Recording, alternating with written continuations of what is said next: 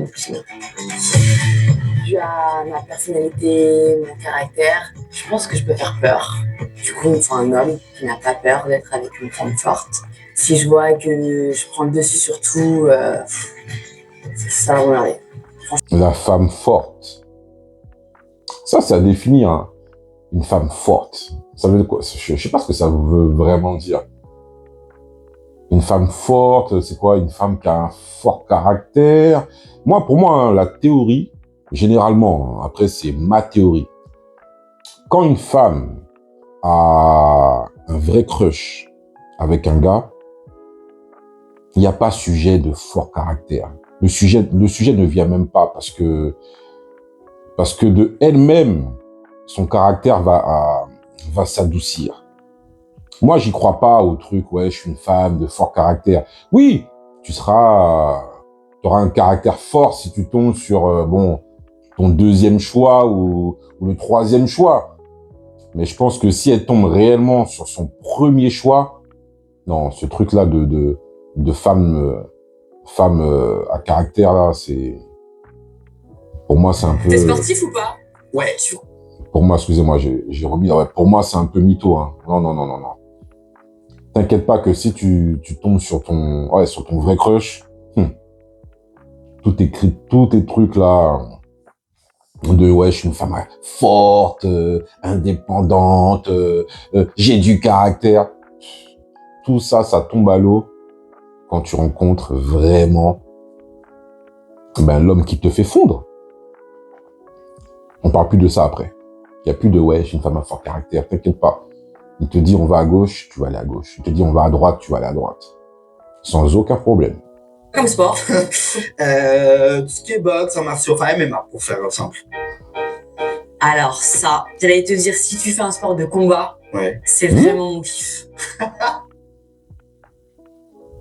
Attends, Charles, tu fais du MMA?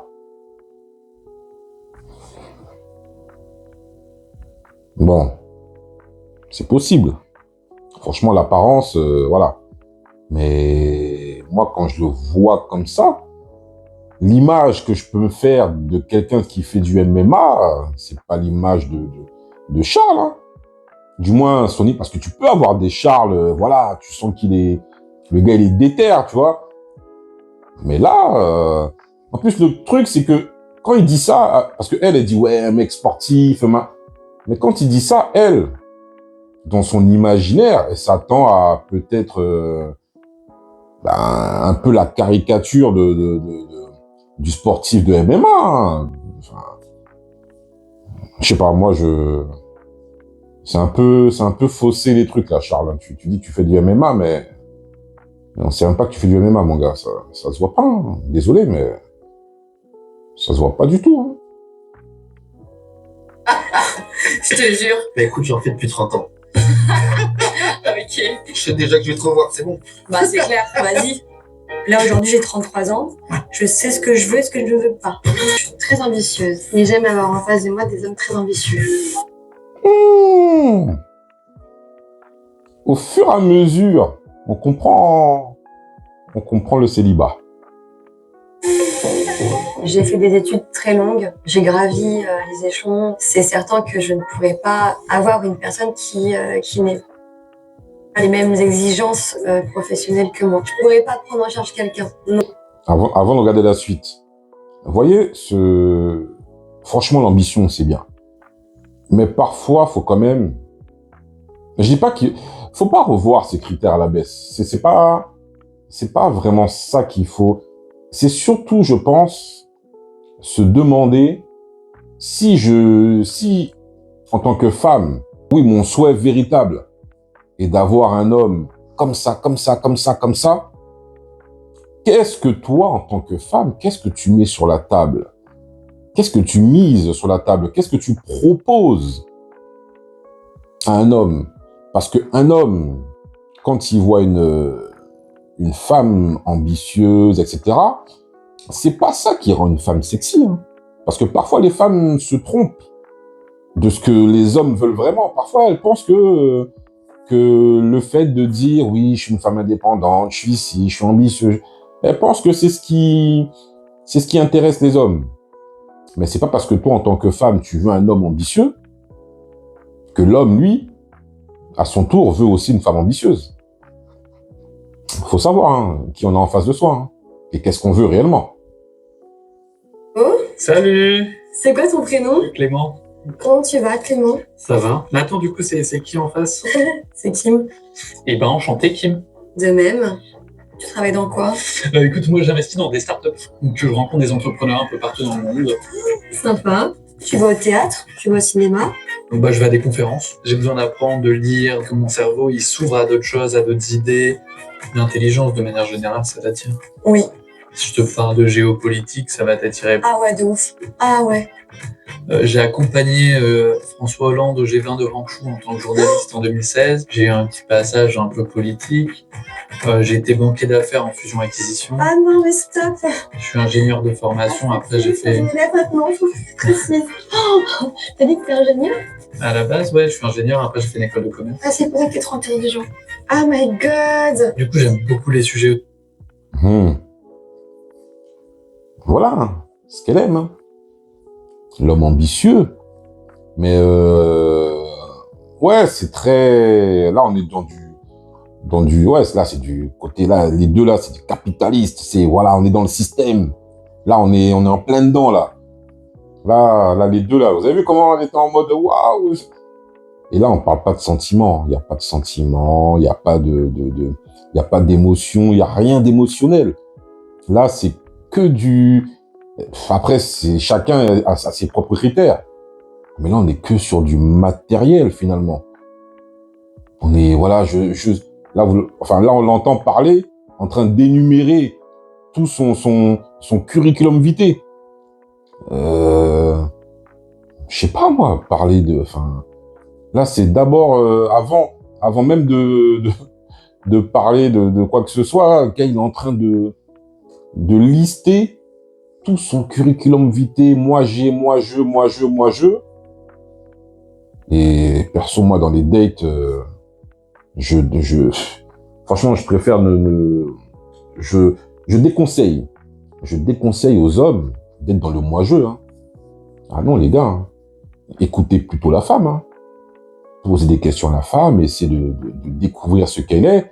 Et éventuellement, si elle vous pose 2-3 petites questions, là, vous répondez, mais soyez beaucoup plus à l'écoute, parce que moi j'ai fait de la politique, moi j'ai fait ci, moi j'ai fait caca, moi ça me fatiguerait, ça. En tant que femme, si j'étais une femme, je serais fatigué de ça. Si diplomatique, philosophique, relations internationales, parce que j'ai été beaucoup dans un moment. Ah, c'est trop là. C'est trop. J'ai tellement chaud là. T'es habillé comment? Pardon? J'ai tellement chaud. Ah, en tout cas, chacun ses critères. Mais le j'ai tellement chaud, là, il me tue quand même. Le gars, t'as juste dit qu'il a fait des études. Bon, de toute façon, si c'est ça qui l'excite, on va respecter, mais bon, j'ai tellement chaud. Ça veut dire que là, tu mouilles, t'en peux plus, là, c'est... Ah, quand même, parce que le mec lui a énuméré tout un tas de choses, là, dans son CV, là. La meuf, elle a dit, j'ai chaud. Mais t'as chaud pourquoi? Parce que potentiellement, c'est quelqu'un qui a de l'argent, alors. Donc l'argent... Moi, j'ai du mal avec les nanas qui sont trop sur l'argent. Parce que le jour où tu n'as plus d'argent, je me dis... Le jour où tout va bien, t'as de l'argent, tu rinces, t'envoies dans tous les sens, ouais, ça va être, j'ai chaud, j'ai des émotions. Mais le jour où t'as plus d'argent, tu te poses des questions, on te remplace vite fait. Je m'appelle Jonathan, j'ai 37 ans et je suis cuisinier. Et j'ai l'impression qu'il est quand même temps que je fonde une famille. C'est quelque chose que j'envie quand je le vois autour de moi. J'ai trop peur de finir seul. Et cette expérience, je la prends un peu comme presque une dernière chance finalement de rencontrer mon âme sœur et de trouver l'amour. Franchement, ce qui me dérange, moi, dans les discours comme ça, ouais, ça y est, si je ne trouve pas là aujourd'hui, ça y est, c'est ma dernière chance de... Les gars, arrêtez des trucs mielleux. La vie, c'est comme ça va. Là, vous êtes là pendant 10 jours, c'est une télé-réalité. Les mecs qui misent toute leur vie sur ça. Alors que, c'est pas des mecs dégueulasses, hein. Il y a un moment, faut qu'ils arrêtent. C'est pas du tout des mecs dégueulasses. Même les nanas, elles sont pas du tout dégueulasses, bien au contraire. Maintenant, il peut y avoir des choses qui clochent dans vos caractères, que ce soit les hommes ou les femmes, il peut y avoir des choses qui clochent qui font que faut juste peut-être faire un travail sur soi et ouvrir en quelque sorte son esprit pour mieux voir exactement le travail qu'on a à faire sur soi. Mais parfois, c'est pas, voilà, mais les trucs de dernière chance, ouais, là, c'est bon, j'en peux plus, je mise tout pour, non, faut arrêter. Dans mes expériences passées, je me suis rendu compte que j'avais une petite tendance à donner peut-être trop vite les choses, être beaucoup trop gentil, tendance à me faire des concessions au final sur ce que je désire ou ce dont j'ai vraiment besoin. Et on a quand même pas mal profité. Je ne souhaite certainement pas devenir un connard pour plaire aux femmes. Je suis persuadé que de faire primer la bienveillance dans ma rencontre va me permettre aussi de trouver quelqu'un qui me convienne. Le problème de certains profils d'hommes, c'est qu'ils veulent tellement se mettre en couple qu'ils donnent tout. Ils sont prêts à tout donner. Allez, vas-y, je te donne tout. Ah, j'ai envie de me mettre en couple avec toi. T'es la femme de ma vie. Donc, il y a un moment, ça fait flipper. Hein, quand toi, t'arrives comme ça sur une femme, ça fait 2-3 semaines, tout de suite, tu veux montrer que... Vas-y, la nana, elle dit, vas-y, lui, vas-y, lui, il est en chien. Il me veut trop. Mais ça ne veut pas dire qu'il faut être un connard. Il y a un moment, il y a un juste milieu. Je comprends pas, il y a un juste milieu. Donc, c'est... Je sais pas, moi j'ai un peu du mal avec ce discours de oui, je veux pas être le connard, mais à la fois je suis trop gentil. Il y a un juste milieu, il y a un équilibre à avoir. Ne donne pas tout comme ça à une femme les premières semaines, tu donnes ton cœur, tu donnes tout, j'en peux plus de toi. Ah, vas-y, la meuf, elle va se barrer. Elle va dire, vas-y, lui, il va, enfin, comment dire, il y a une forme de charge émotionnelle là qu'il est en train de mettre sur mes épaules. Ah non, j'ai pas envie de subir ça. Hein. Qu'est-ce que tu fais dans la vie? Je suis conseillère de vente dans le secteur du luxe. Moi, je suis cuistot. Oh, sexy! Ouais, je voudrais monter mon resto aussi dans pas longtemps. J'adore. Des fois, il y a des métiers, les gens, ils aiment trop enjoliver leur métier. Oui, je suis conseillère de vente dans le machin du luxe. Alors que ça se trouve, la nana, elle travaille à, je sais pas moi, à la Vallée Village, dans le 7-7, là. Elle vend des t-shirts Ralph Lauren, elle encaisse. Voilà, et voilà, tu vois. Mais des fois, les gens, ils font des métiers, mais pour, tu vois, pour gonfler des fois leur métier. Ça se trouve, elle fait un truc de ouf, hein, ça se trouve, on sait pas, hein. Mais des fois, les gens, ils aiment trop. Oui, moi, je fais tel métier de machin. Tu sais, les longs métiers, là, rallongent. Alors que quand tu vois le métier, tu dis, bah, ouais, t'es juste caissière, quoi.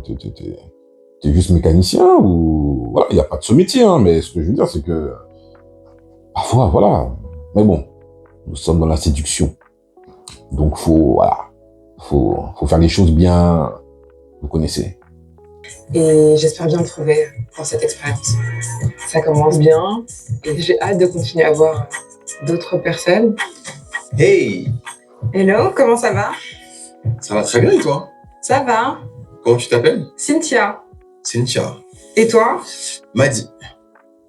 Quelles sont tes valeurs dans la vie, Cynthia? Je dirais que c'est beaucoup d'empathie, d'amour, de tolérance. Tu crois en Dieu? Oui, T'es de quelle religion? chrétienne, Pratiquante? pratiquante également. Et toi? Je suis très focus sur la foi. Dieu, c'est mon pilier. Ah wow. J'ai grandi dans une famille chrétienne. Quand je rencontre les gens, c'est un peu rassurant qu'ils croient en Dieu puisque tu es censé avoir la notion du bien et du mal.